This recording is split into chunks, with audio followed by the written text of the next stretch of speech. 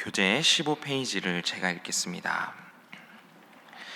율법의 행위로는 의롭다 하심을 얻을 육체가 없으며 율법으로는 죄를 깨달을 뿐입니다. 이때 율법 외에 하나님의 한 의가 나타났으니 이는 율법과 선지자들에게 증거를 받은 것인데 그것은 바로 예수 그리스도입니다. 하나님이 예수 그리스도를 화목제물로 세우셨습니다. 그리하여 우리는 자랑할 것이 하나도 없으며 오직 예수 그리스도를 믿을 뿐입니다. 이 율법은 율법을 파기하는 것이 아니라 도리어 율법을 굳게 세웁니다. 네, 한 주간도 이른 새벽에 나와 주님께 귀한 찬양 올려드린 우리 임마누엘 찬양대에 감사의 박수 우리 함께 드리도록 하겠습니다. 네, 하나님께서도 기쁘게 영광 받으신 줄 믿습니다. 네, 어제 이어서 계속해서 로마서 3장의 말씀을 함께 살펴보겠습니다.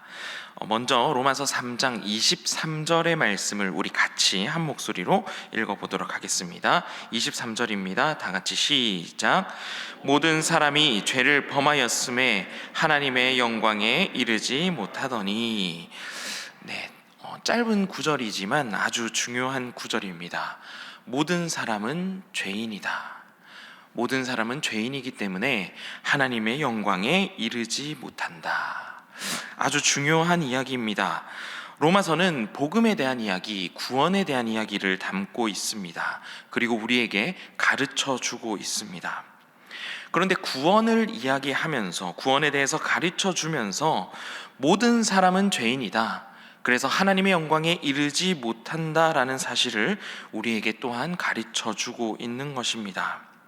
왜 바울은 모든 사람은 죄인이다, 나는 죄인이다라는 이야기를 꺼내고 있을까요?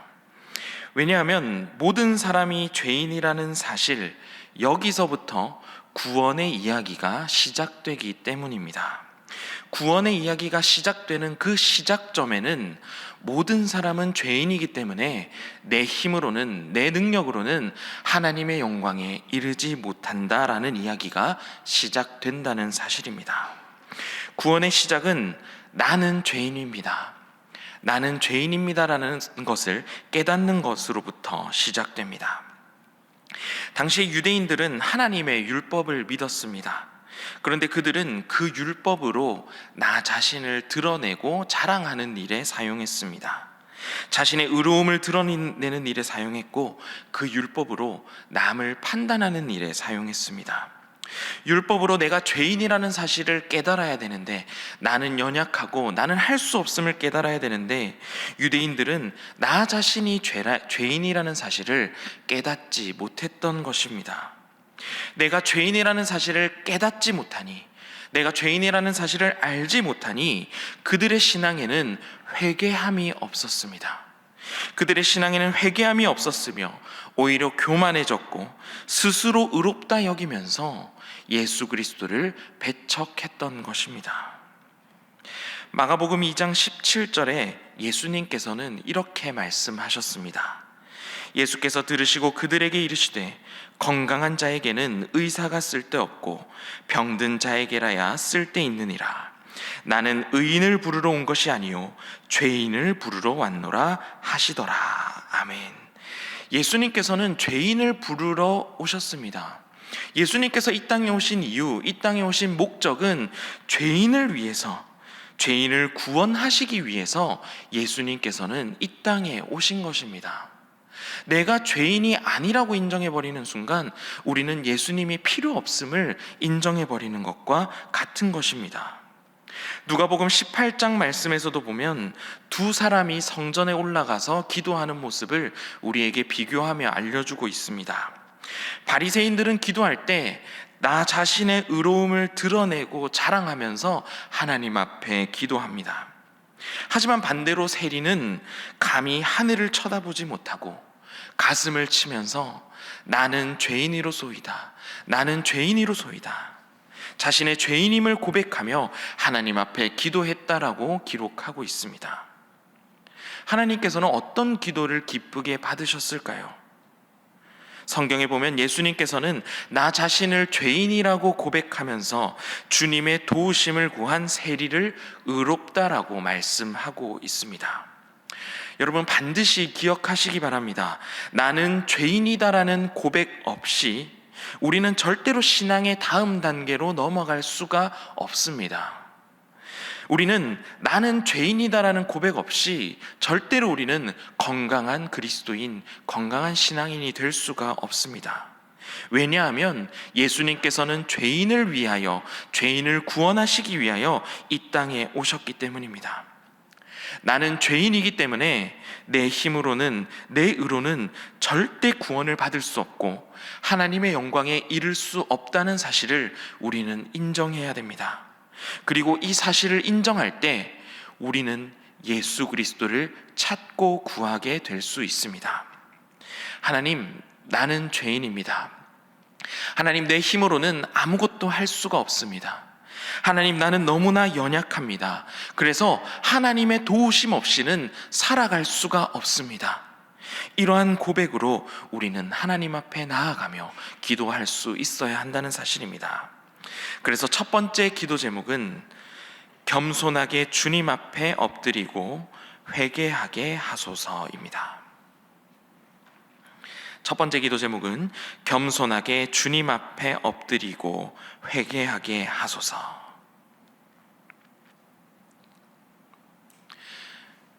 우리의 신앙의 연수가 길어지면 길어질수록, 우리의 신앙의 연수가 깊어지면 깊어질수록 더 낮아지고 나는 더 죄인임을 깨달으며 나는 할 수 없고 나는 너무나 연약하며 무능하다는 사실을 하나님 앞에 고백하며 나아가는 신앙인이 되시기를 축복합니다. 그래서 예수님 없이는 살 수 없다는 아름다운 고백이, 예수님 없이는 나는 아무것도 할 수 없다는 이 아름다운 고백이 우리의 삶 가운데 넘쳐 흘러나시기를 축복합니다. 다음으로 우리 28절 말씀입니다. 로마서 3장 28절의 말씀을 우리 함께 읽어보도록 하겠습니다. 다 같이 시작. 그러므로 사람이 의롭다 하심을 얻는 것은 율법의 행위에 있지 않고 믿음으로 되는 줄 우리가 인정하노라. 아멘. 세상의 기독교를 제외한 많은 종교들은 자기 스스로의 수행이나 고행, 노력, 자신의 의를 통해서 깨우침을 얻고 구원을 얻고 해탈에 도달할 수 있다라고 말합니다. 그런데 기독교는 우리 인간은 죄인이기 때문에 내 힘으로, 나 스스로는 구원을 할 수 없고 오직 예수 그리스도를 통해서만 구원을 얻게 된다고 말합니다. 자신의 의, 자신의 힘과 노력으로 구원을 얻는 것을 자력 종교라고 부르고, 자신의 의와 노력으로는 절대 구원을 받을 수 없고 전적으로 하나님의 구원 섭리에 의존하는 종교를, 우리 기독교와 같은 종교를 타력 종교라고 부릅니다. 우리는 어떤 신앙을 믿음으로 고백하고 있나요? 그 어떤 율법의 행위나 선한 행실로 우리는 구원을 받고 영생을 얻는 것이 아니라 오직 하나님께서 예수 그리스도를 통해 우리에게 하신 일을 통하여 그 일을 믿음으로써 우리는 구원을 얻고 영생을 얻을 수 있습니다. 내가 한 일, 내가 한 업적이 아니라 하나님께서 예수 그리스도를 통해 하신 일을 통해서만 우리는 구원을 얻을 수 있다는 사실입니다. 제가 20살에 신학교에 학부에 다니던 시절에 그때 교회에서 친하게 지내던 형님이 한 명 있었습니다. 그 당시 신학대학원을 들어가기 위해서, 저도 이제 신학대학원을 들어갈 준비를 슬슬 조금씩 할 때였고, 신대원에 들어가기 위해서는 정말 열심히 공부해야 했습니다. 그 당시 경쟁률도 아주 심했고, 신대원에 들어가기 위해서는 최소 2, 3년은 성경을 계속 붙들고 외울 정도로 공부를 해야만 했었습니다. 그런데 그때 친하게 지내던 형님은 신학대학교 학부를 다녔던 것도 아니고 다른 일을 하고 있다가 신학대학원에 들어가기로 결심을 하고 3개월 만에 공부를 했는데 신대원에 합격을 한 것입니다. 그때 저도 이제 신대원을 가야 됐기 때문에 도대체 어떤 스터디 모임에서 어떤 공부를 했길래, 어떤 족보와 어떤 자료를 보았길래 3개월 만에 신대원에 공부를 해서 합격을 할 수 있었을까, 그 형님에게 물어보았습니다. 형님, 어떻게 3개월 만에 신대원에 합격할 수 있었나요? 이렇게 그 형님에게 질문을 할 때마다 그 형님은 항상 같은 대답을 했습니다. 삼녀라, 나는 하나님의 은혜로 합격했다. 저는 사실은 이 대답을 들을 때마다 미칠 것 같았습니다. 왜냐하면 제가 원하는 대답은 이것이 아니었기 때문입니다. 제가 원했던 대답은 어떤 스터디 모임에서 내가 공부를 했고, 또 내가 어떤 족집게 자료가 있었는지, 어떤 책을 보았는지, 그것이 궁금해였는데 단 하루도 빠짐없이 그 비법은 알려주지 않았고 하나님의 은혜로 신대원에 갈 수 있었다라고 대답을 했습니다. 물론 그때는 몰랐지만 저도 신대원에 들어가게 되었고, 시간이 지나면 지날수록 저는 그 대답이 가장 정확하고 확실한 대답이라는 사실을 깨달았습니다. 내가 한 것이 아니라, 내가 잘해서 신대원에 들어간 것이 아니라, 내가 잘해서 목회자의 길을 걸어간 것이 아니라 하나님께서 하셨구나. 하나님의 은혜로 내가 신대원에 들어갈 수 있었고 공부하게 되었구나. 이 고백이 가장 분명하고 확실한 정답이라는 사실을 저도 시간이 지나고 나서야 깨달을 수 있었습니다. 내가 한 것이 아니라 하나님께서 하셨다. 나의 나의 업적, 나의 노력이 아니라 하나님의 은혜로 내가 여기까지 왔고 지금도 하나님의 은혜로 내가 살아가고 있다. 이것보다 더 명쾌하게 우리의 삶을 설명할 수 있는 문장은 없다고 생각합니다. 우리는 2022년 마지막 12월을 보내고 있습니다. 올 한 해 우리의 삶을 돌아볼 때 아마도 참 많은 일들이 있었을 것입니다. 올 한 해를 되돌아보고 정리할 때 내가 했던 일들, 내가 한 업적들, 내 공로들을 자랑하기 이전에 하나님께서는 과연 내 삶 가운데 어떤 일을 행하셨을까? 하나님께서 하신 일들에 대해서 우리는 먼저 기억하고 돌아볼 수 있어야 합니다. 돌아보고 기억하면 기억할수록 하나님께서 하신 일들이 참 많습니다. 하나님께서는 올 한 해 어려운 상황 속에서도 우리에게 믿음을 주셔서 믿음을 지켜나가게 하셨습니다. 우리가 지금 이 순간까지 믿음을 지켜온 것, 바로 하나님의 은혜입니다. 내 공로 이전에 하나님께서 하신 일들을 기억해야 하는 것입니다. 하나님께서 건강을 주셨고 하나님께서 주신 그 건강으로 말미암아 우리는 오늘도 이 새벽에 나와 하나님의 말씀을 듣고 새로운 은혜를 공급받을 수 있는 것입니다. 우리의 삶 속에 지금도, 그리고 이전에도, 그리고 앞으로도 계속해서 일하시는 하나님을 반드시 기억하고 경험하시기 바랍니다.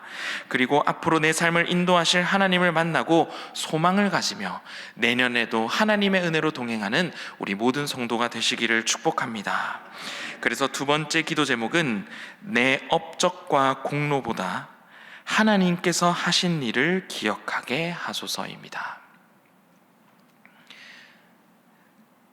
내 업적과 내 공로보다 하나님께서 하신 일을 기억하게 하소서.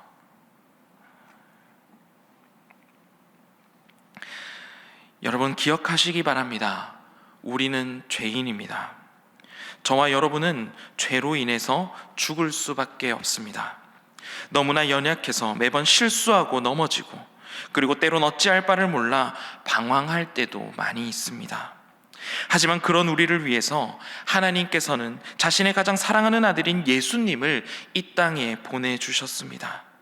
그리고 십자가에서 우리를 대신해서 죽으셨습니다. 우리를 구원해 주셨습니다. 아무런 대가 없이, 값 없이 십자가에서 죽으심으로 우리를 구원해 주셨습니다. 하나님께서 우리를 위하신 구원의 이 이야기 속에는 내가 한 것은 없습니다. 오직 하나님께서 우리를 너무나 사랑하셔서 아무런 대가 없이, 값 없이 하나님께서 우리를 위해 하신 일입니다. 이 크신 하나님의 은혜와 사랑을 절대로 잊지 않고 살아가는 모든 신일의 성도 되시기를 축복합니다.